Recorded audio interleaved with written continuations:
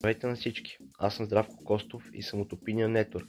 Искам да ви поканя на втория благотворителен турнир, който ние ще организираме на 26 октомври от 11 часа.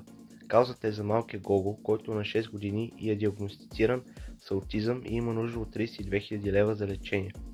Искам да поканя капитаните на всичките отбори и всички хора, които присъстваха на миналия турнир, както и всички хора, които не успяха да дойдат и имаха голямо желание за това. Моля да се обединим отново в добрата кауза и да покажем, че може да бъдем един голям отбор. Всички сте поканени в събота, 26 октомври от 11 часа. Каузата е една – за малкия Гого.